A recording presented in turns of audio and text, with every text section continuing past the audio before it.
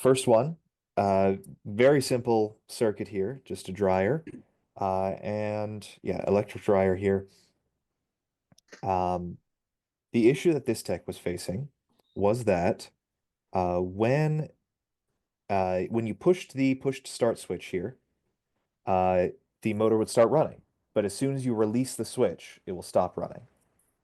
So as long as this switch is held down, the dryer runs fine, the motor runs, but then you release it and everything shuts down.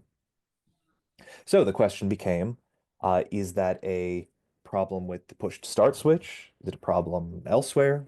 Uh, and how does this push to start switch actually work here? So, and the first question you're asking yourself when you're looking at a circuit like this, and you're wondering what the problem is. First thing you got to do is, how does this circuit work? You've got to answer that question. That's why you look at the schematic, the specs, and the other things to figure out how's this circuit supposed to function. So, and Sam will step us through Yeah. the Well, and process of to sussing that structure out. that question of, figuring out how this circuit functions, that's where we pick our load of interest, our LOI. In this case, what's the thing that is the load, remember, specifically a load, so not a switch. What's the load that is not acting the way it's supposed to? Motor. Motor, The yeah. motor. Yep, drive motor. So right here. Got your start and your run windings right there. So we'll just go ahead and trace out its circuit, and that will give us a sense of how things work. So figure out which of these timer contacts, if I start at L1, I want to figure out how that gets to the motor. I got to figure out which of these timer contacts is used for that. I can go up here to the timer chart, and it looks like number one is the motor. So pretty easy. We know that that's what L1 goes through. So we'll start tracing that through there, goes through the contact, down through here, through the thermal fuse, through the overload protector, over here to start and run right there. Easy enough. Let's figure out the other side. Let's figure out neutral. So if we start over here at neutral, we'd have to go up through here through the door switch. Then let me clean that up a little bit. Then down here through the push to start. All right. And that would take us over here. Okay, that would take us over to the run winding.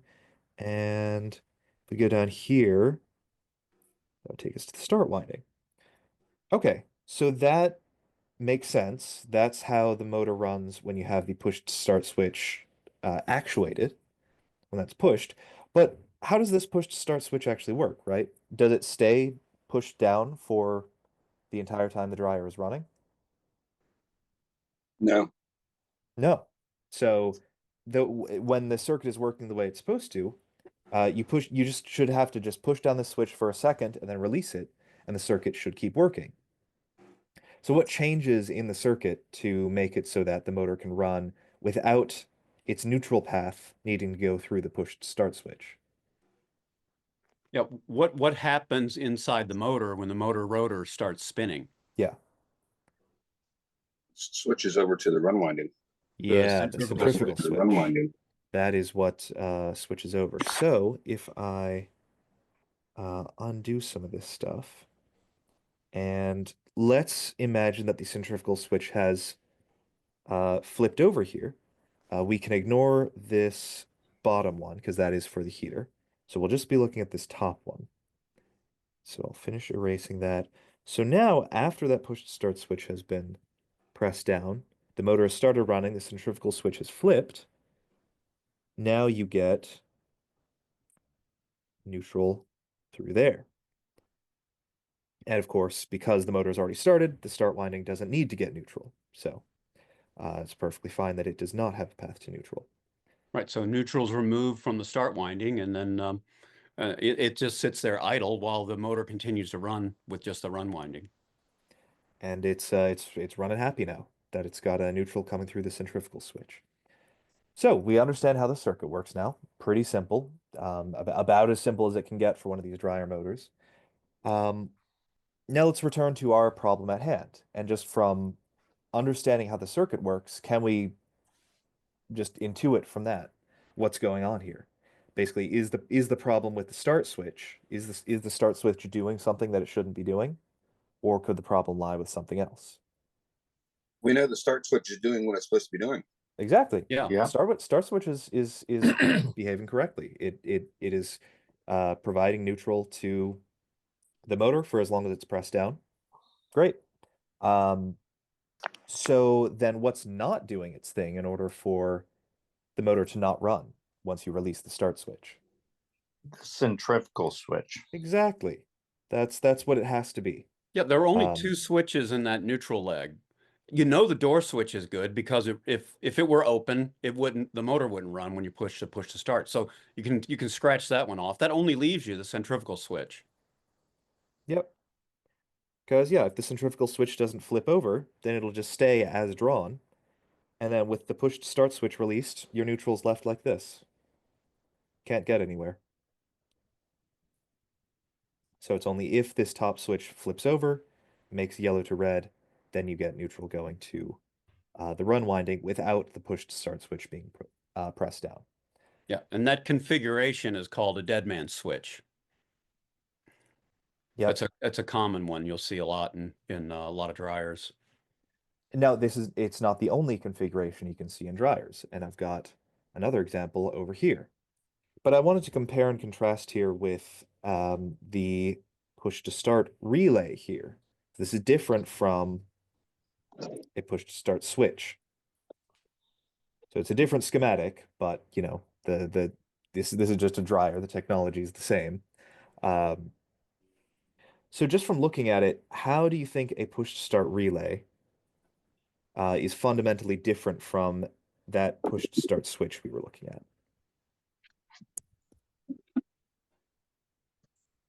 Well, it looks like I'm seeing a coil on it. Exactly. And yes, uh, in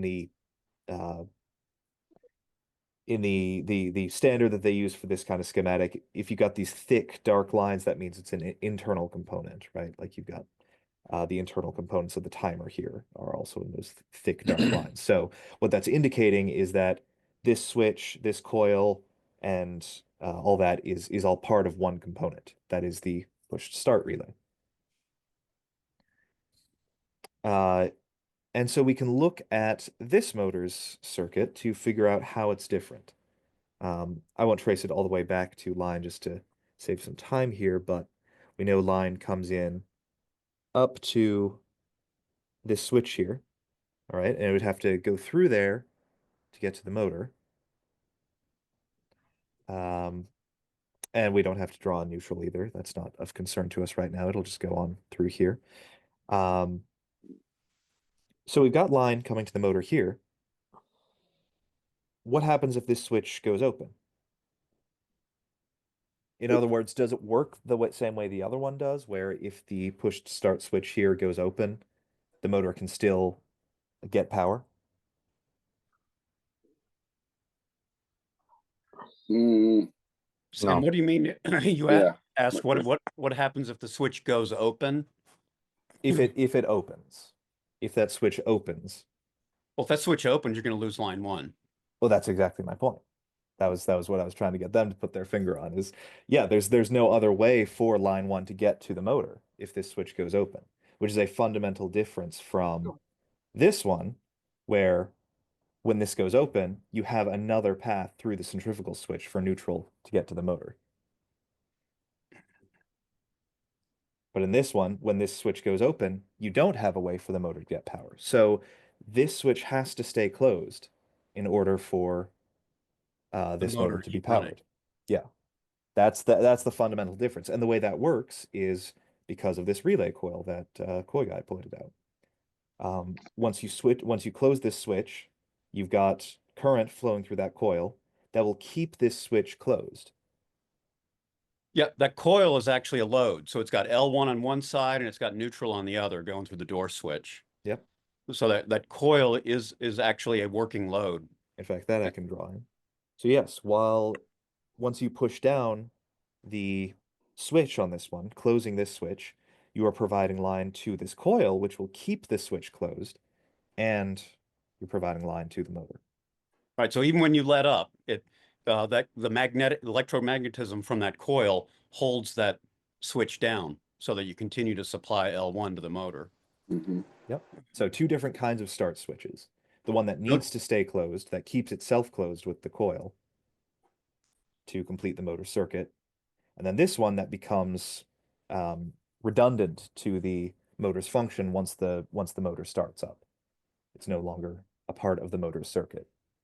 In this case, if you were to press the one with the coil that holds it closed, if you press that and it starts up, you let it go and it drops out, it could be our coil. Right? We could have a bad coil on. Yeah. Yes. Yeah, I think Okay. that's the only thing it would be in that case. If it's running fine while you hold down the switch Right. and then it drops out as soon as you let go.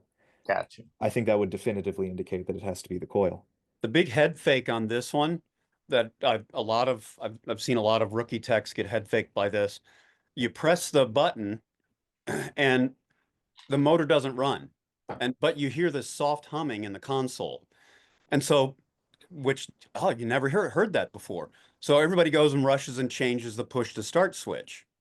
You press L1 and nothing happens because you're hearing this unusual humming. Well, the reason, which is the normal noise made by the push to start relay, but the reason you're hearing it, that soft little hum now, is because the motor's not running. It's all right. Everything's quiet. Yeah, it's always making that noise. So yeah, you just don't normally hear it because there's a much louder noise going on. yeah, so you press the button and the motor doesn't run. Your next suspect should be that thermal fuse. Yep, right there. Or like somebody said, if it has a belt switch, it could be that as well. Yeah, it depends on where that is in line. But yes, Right. if it's in that Yep. path, it's definitely any Absolutely. switch in the path of your load is a suspect. All right. Yeah, so short and sweet one there, just highlighting the difference between these two different kinds of push to start mechanisms.